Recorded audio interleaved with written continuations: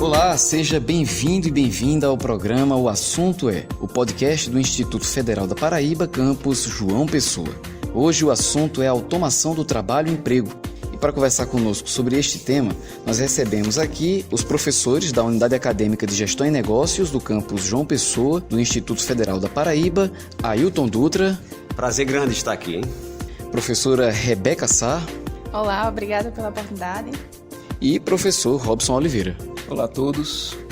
Quando a gente vai no shopping center, por exemplo, antes tinha um funcionário ali entregando um ticket de estacionamento. Mas agora não, agora é uma cancela eletrônica com uma voz metálica, você aperta um botão, a cancela libera o acesso, ou seja, já houve ali uma substituição de mão de obra. Aí, diante disso tudo, há motivos para a gente ficar preocupado com esses avanços já visíveis da tecnologia sobre os empregos humanos? Até onde vai essa revolução?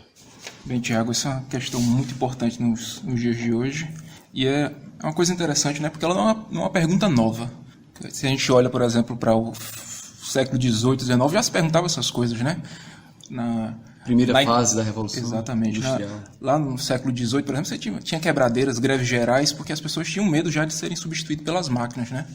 Mas eu acho que o que diferencia muito os tempos de hoje, né, o início do século XXI daquele período, é talvez que naquele período, talvez o trabalhador industrial, aquele que estava trabalhando na indústria, ele tivesse esse temor. Mas, por exemplo, se você era um comerciante, se você era um advogado, se você era um médico, um contador, esse temor era muito, muito distante, né? Ninguém imaginava que uma máquina ia substituir um médico, né? E etc. Porque a gente, tecnologicamente, ainda não estava lá. Hoje em dia, não. Hoje em dia, a gente já começa a fazer esse questionamento, né? Recentemente, um vídeo muito interessante do evento TED, uma palestrante chamada Michelle, que trabalha no LinkedIn, que é uma rede social profissional, comentou que o profissional do futuro é um profissional que tem habilidades comportamentais que se sobrepõem às habilidades técnicas. É interessante que mesmo a gente vendo esse avanço, né, a gente não citou aí, por exemplo, o próprio caixa de supermercado, né? O autoatendimento. Existe supermercado em João Pessoa que você já pode pagar suas contas ali sem o caixa, né? Mas é interessante que eu tive recentemente nos Estados Unidos e o número de autosserviço lá naquele país é muito maior do que a nossa realidade. Mas é incrível que, por exemplo, num supermercado como o Walmart, você tem assim 20 caixas de autoatendimento, mas tem pelo menos mais outros 20 com aquele caixa, a pessoa lá. E a gente sabe que tem pessoas que preferem o caixa, olhar no olho, conversar. Então, isso é o tipo de contraponto que é preciso colocar, que nós não precisamos ter esse medo de que isso vai acabar, todo mundo vai ficar desempregado, porque a própria professora Rebeca citou a questão de que hoje o valor comportamento é decisivo na empregabilidade das pessoas. Isso a gente trabalha em aquela disciplina Relações Humanas do Trabalho, que mostra claramente que hoje pessoas têm sido o destaque para que a empregabilidade exista, não a máquina em si. Então, assim, eu acredito que muitos postos são perdidos, com certeza. Mas, ao mesmo ponto, ao mesmo passo, se desenvolvem muitas outras oportunidades que a necessidade de pessoas, de relações, de comunicação prevalece ainda. E talvez a gente nunca consiga substituir com a máquina essa importância das relações. Cada vez mais a gente dá essa valorização. Então, essas habilidades comportamentais é que vão diferenciar, realmente, como o professor Dutra falou, os seres humanos, né, o profissional do futuro das máquinas. E essa expertise, essa relação, essa interação social é o grande diferencial não só no futuro, mas nos dias de hoje. E a gente pode perceber que aspectos como pensamento crítico, criatividade, resolução de problemas... O empreendedorismo. Você está sem seu emprego, você tem que inventar alguma coisa, tem que começar a pensar e ver que alguém olha daquela maneira e você consegue ver diferente daquela maneira. E você consegue, vamos dizer, se superar, né? É verdade. Porque o que vai acontecer no futuro é o que acontece já nos dias de hoje. As profissões, elas mudam. A profissão que a gente tem hoje em 2019 não é a mesma que a gente tinha 30 anos atrás. Então, hoje nós temos youtubers, blogueiros, desenvolvedores de aplicativos, são profissões novas. E no futuro teremos outras. A gente pode até falar, professora Rebeca, de coisa muito mais simples. Por exemplo, cuidador de cachorro. Sim. Pega o cachorro para passear. Isso é uma coisa muito comum que tem acontecido hoje, né? Então, não precisa ser uma coisa tão sofisticada. Então, muitas outras. Você acha que alguma máquina vai fazer isso com o cachorro algum dia? Não sei. Qual o desafio é esse? Como é que aparece a máquina? Inclusive, se fala sobre a marketização do trabalho doméstico. Esse trabalho que é feito por cuidadores de idosos, por babás e pessoas que estão em trabalhos domésticos, esses trabalhos como jardinagem, eles não serão substituídos por completo. A máquina ele não vai conseguir substituir. Você deixaria seu filho com a máquina? Exatamente. Não, um robô, a secretária robô, Zaidan. Como no desenho animado. Então, essas profissões, elas vão precisar da habilidade técnica, do conhecimento, porque hoje em dia o cuidador de idosos precisa ter uma característica, um conhecimento, né? Mas a habilidade comportamental que essa pessoa vai ter para cuidar do outro que está precisando, isso sim é que vai diferenciar.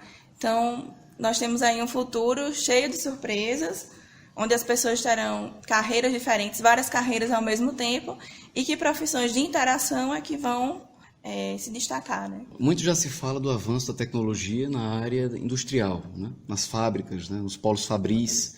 Agora, o que me impressiona é ver esse avanço da tecnologia sobre os empregos na área de serviços, que é uma área que, supõe-se, prevalece ali o contato interpessoal. E mesmo assim, as máquinas têm conseguido substituir pessoas.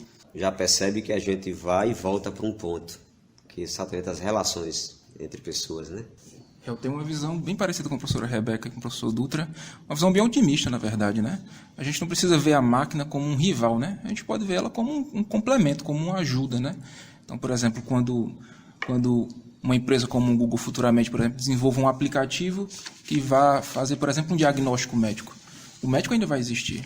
O aplicativo está ali para ajudar o médico. Então, a gente não precisa ver... Talvez para dar velocidade, né? Para dar velocidade, né? Por exemplo, hoje na Justiça Brasileira, uma matéria recente, de alguns dias atrás, mostrando que, acho que em 3 estados brasileiros, a Justiça já utiliza algum tipo de robô para ajudar no processo, por exemplo, para indicar uma jurisprudência. Então, uma coisa que poderia ser feita manualmente, um trabalho laboroso, chato, né, hoje é feito por um robô, né? Exatamente. Ainda sobre esse tema, a orientação a serviços é dado como uma das características do profissional do futuro, né? É necessário, porque a gente cada vez mais demanda serviços. Como o serviço é uma área muito peculiar, tem várias características diferenciadas, está ali naquela relação com o outro, né? É você entregar não só o serviço, mas agregar valor. Tudo isso faz com que muitas vezes o serviço tenha defeitos, tenha falhas, demore. E é nesse sentido que tentamos trazer a tecnologia para minimizar essas falhas.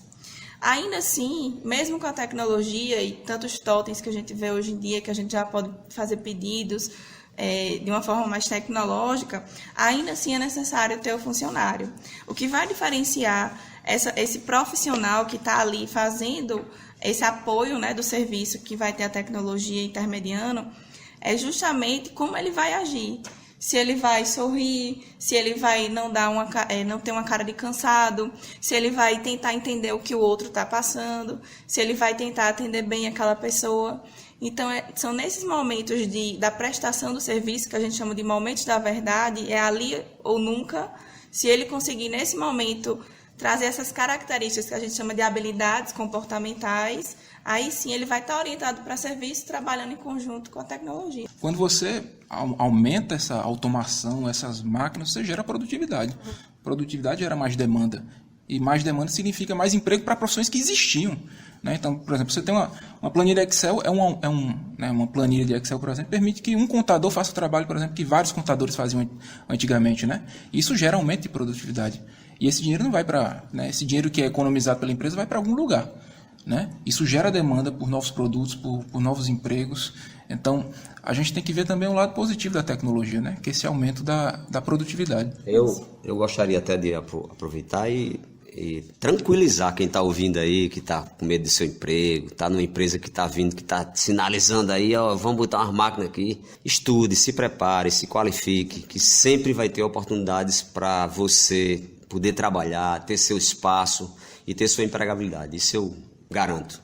essa nova geração de outros empregos, né, a parte da tecnologia, nos lembra que a gente não pode descansar nas habilidades técnicas, a gente tem que procurar sempre o conhecimento. Hoje nós falamos sobre a automação do trabalho e emprego. Eu agradeço a participação dos professores Ailton Dutra, Rebeca Sá e Robson Oliveira. Para falar com a gente, você pode entrar no nosso site ifpb.edu.br ou então a gente se vê aqui no campus João Pessoa do IFPB, na Avenida 1º de Maio, no bairro de Jaguaribe. O programa O Assunto é uma realização da Coordenação de Audiovisual do campus João Pessoa do Instituto Federal da Paraíba. O roteiro e apresentação é deste que vos fala, Tiago Zaidan. A música tema do programa é de Jay Lang e a coordenação de audiovisual é de Adilson Luiz Silva. Até a próxima!